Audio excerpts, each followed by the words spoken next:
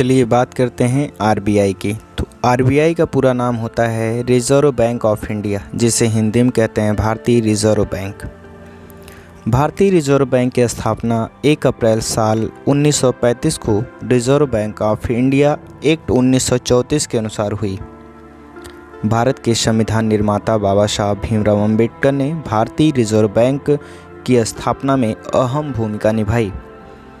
RBI के दिशा निर्देश, कार्यप्रणाली एवं दृष्टिकोण डॉक्टर भीमराव अम्बेडकर द्वारा लिखी गई पुस्तक the problem of the rupee, its origin and it's solution, जिसका अर्थ है रुपया की समस्या, इसके मूल और इसके समाधान की अवधारणाओं पर आधारित थी।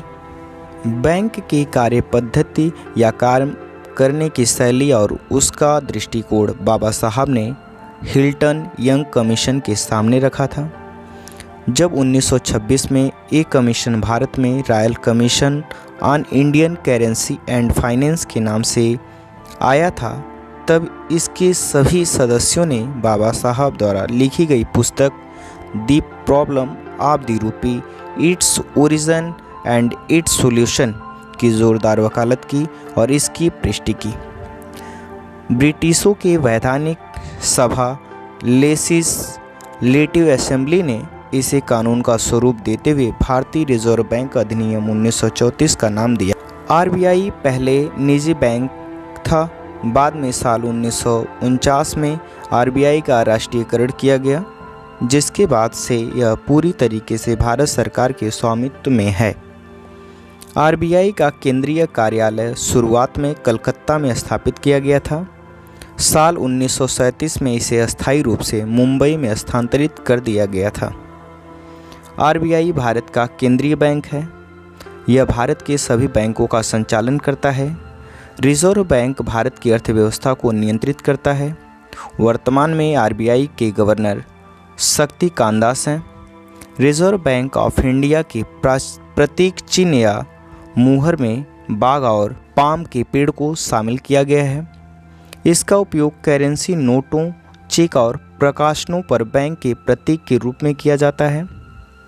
यह ईस्ट इंडिया कंपनी की शेर और पाम के पेड़ की मुहर से प्रेरित है। आरबीआई के 4 क्षेत्रीय कार्यालय हैं: दिल्ली, मुंबई, कोलकाता एवं चेन्नई। आरबीआई द्वारा जारी किए गए नोट पर गवर्नर की हस्ताक्षर होती है। आरबीआई मौद्रिक प्राधिकारी के तौर पर कार्य करता है। इसके अंतर्गत मौद्रिक नीति तैयार करना, उसका कार्यान्वयन करना, विकास के उद्देश्यों को ध्यान में रखते हुए मूल्य स्थिरता बनाए रखना इसकी प्राथमिक जिम्मेदारी है। इसके बाद वित्तीय प्रणाली का विनियामक और पर्यवेक्षक के तौर पर भी कार्य करता है। इसके अंतर्गत जैसे बैंकिंग और वित्तीय प्रणाली के लिए विस्तृत मानदंड निर्धारित करना। इसका उद्देश्य है इस प्रणाली में लोगों का विश्वास बनाए रखना, जमाकर्ताओं के हितों की रक्षा करना, आम जनता को किफ़ायती बैंकिंग सेवाएं उपलब्ध कराना।